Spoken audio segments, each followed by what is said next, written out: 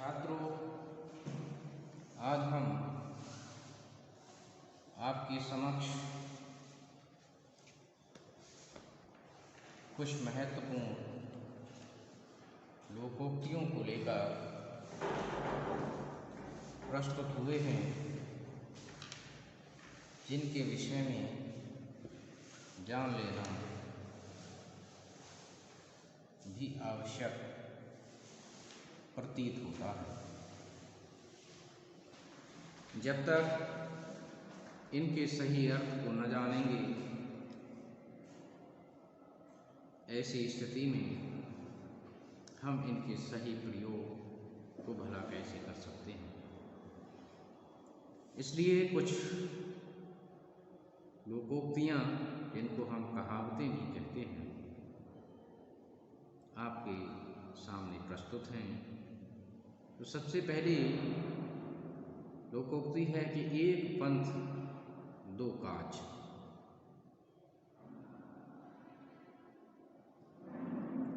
इसको दूसरे रूप में भी कहते हैं कि एक तीर से दो शिकार। इसका अर्थ होता है कि एक ही काम से दो कार्य सिद्ध करना।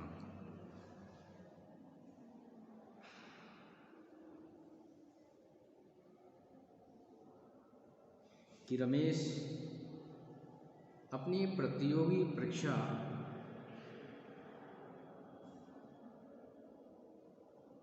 को देने के लिए इलाहाबाद गया हुआ था और वह परीक्षा से पूर्व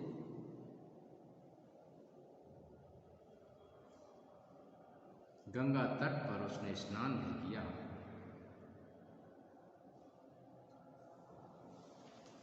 तो उसके दोनों काम सद गए। इसी को कहते हैं कि एक पंथ दो काज करना।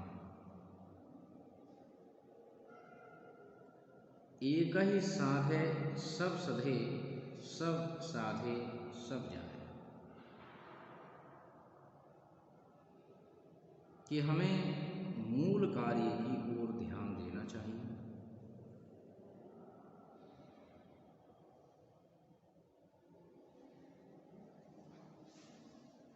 कि एक ही साधे सब सधे, पीसीएस की तैयारी पूरी लगन से करो। यदि इस परीक्षा में सफल हो गए तो तुम्हारे सारे दुख क्लेश मिट जाएंगे और सारी समस्याएं स्वयं हल हो जाएंगी। एक अनार 100 बीमार।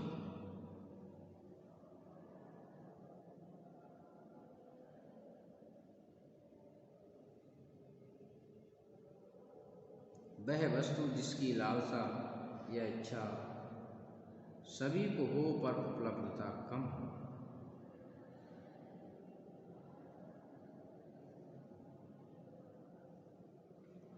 मिलिट्री कैंटीन में सैमसंग कंपनी की वॉशिंग मशीन आई है, लेकिन मांग के अनुपात में उनकी संख्या इतनी कम है कि एक अनार 100 बीमार वाली कहावत चरितार्थ हो रही है। ऐसे बूढ़े बैल को कौन बांध घुस दे।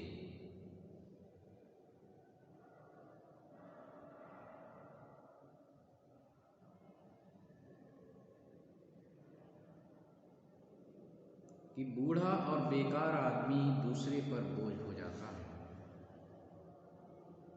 सेठ दीनदयाल जिंदगी भर मेहनत करके कमाते रहे, लेकिन आज बूढ़े हो जाने एवं हाथ पैर थक जाने पर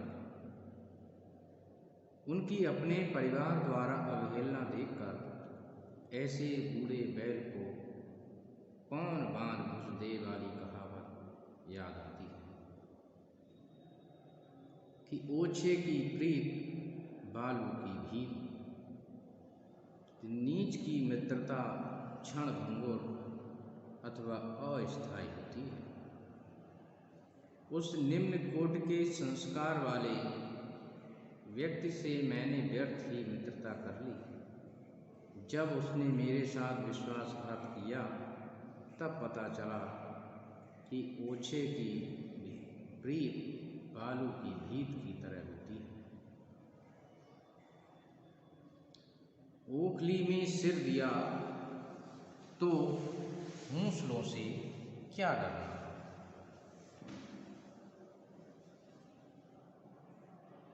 कठिन काम प्रारंभ करने पर कठिनाइयों से नहीं डरना चाहिए।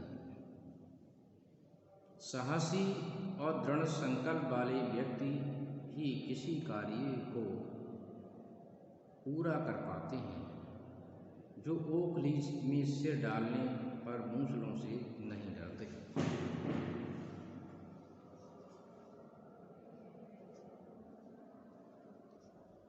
ओछे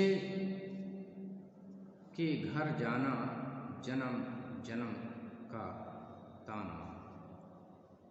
नीच व्यक्ति का कोई काम करके उसे जीवन पर्यंत ताने देता रहे। सरनाम सिंह ने एक दो बार मेरी सहायता क्या कर दी। अब वह सभी जगह इसी बात को कहता करता है। सच है, ओछे के घर जाना जन्म जन्म का ताना। ओस चाटे प्यास नहीं बुझती। बहुत कम वस्तु से आवश्यकता की पूर्ति नहीं होती। अपनी बहन की शादी में दहेज के लिए एक मित्र से पैसा मिलने का आश्वासन था। उन्होंने केवल 300 रुपये दिया। ओस चाटे प्यास नहीं बुझती कहावत को चरितार्थ कर रहा था।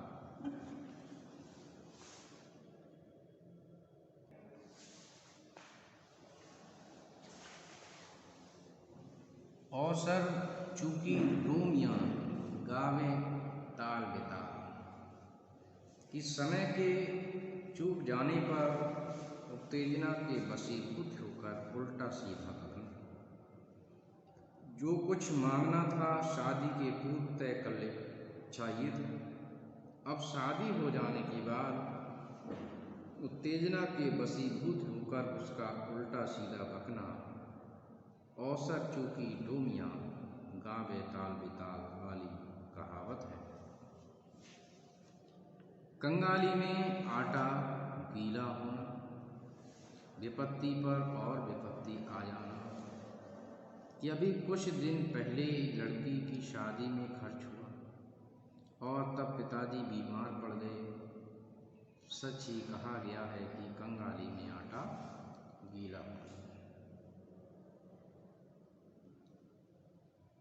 कभी धन घना, कभी मुट्ठी भर चना और कभी वह भी मना। जो कुछ मिले उसी पर संतोष करना चाहिए। मनुष्य की स्थिति सदैव एक सी नहीं रहती। पंडित जी बहुत ही सीधे और सरल स्वभाव के हैं। उनका कथन है कि मनुष्य को हर हाल में संतुष्ट रहना चाहिए, क्योंकि अक्सर कभी धन घना, कभी मुट्ठी भर चना और कभी वह भी मना वाली स्थिति मनुष्य के सामने आती है। कहाँ राजा भोज, कहाँ गंगू तेली, दो असमान व्यक्तियों की तुलना।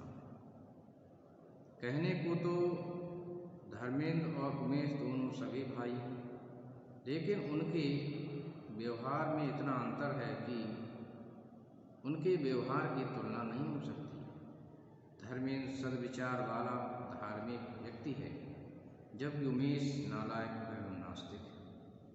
ऐसे में धर्मेंद्र की तुलना उमेश से करना कहाँ राजा भोज, कहाँ गंगू तेली वाली कहावत चरितार्थ करती है। कांट की हांडी बार बार नहीं चढ़ती। कपटपूर्ण व्यवहार एक बार ही चलता है। यदि सत्तारूढ़ दल के नेता ये समझते हैं कि वे झूठे बातों द्वारा जनता को बार बार गुमराह कर सकते हैं, तो ये उनकी भूल है, क्योंकि कांट की हांडी बार बार नहीं चढ़ती।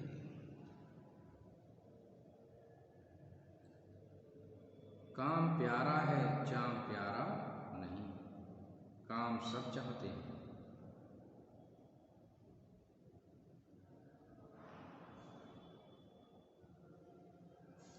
कि जब तक आप काम करते रहो तब तक आप सभी के भले रहते हो।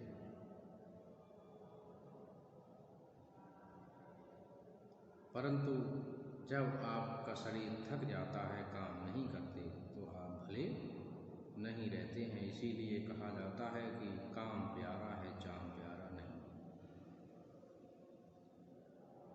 कूद कूद मछली बगले को खाए, बिल्कुल विपरीत काम होना।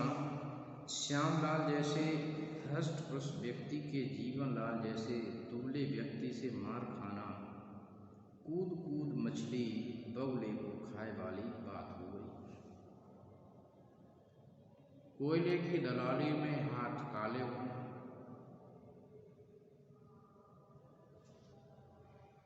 बुरी संगति में कलंक लगना। बाबूलाल जैसे चरित्रहीन व्यक्ति के साथ रहता तो एक दिन बदनामी होना ही था, क्योंकि कोयले की दलाली में हाथ काले होते।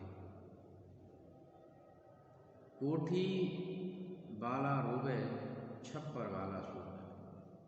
अधिक धन चिंता का कारण होता है। दृढ़ शासन के अंतर्गत यत्र तत्र छापे मारकर आवश्यक वस्तुओं के भंडारों को जब सरकार अपने अधिकार में ले लेती है, उस समय कोठी वाला रोवे, छप्पर वाला सोवे कहावत चरित्रार्थ होती है। तो इस प्रकार से आज हमने इन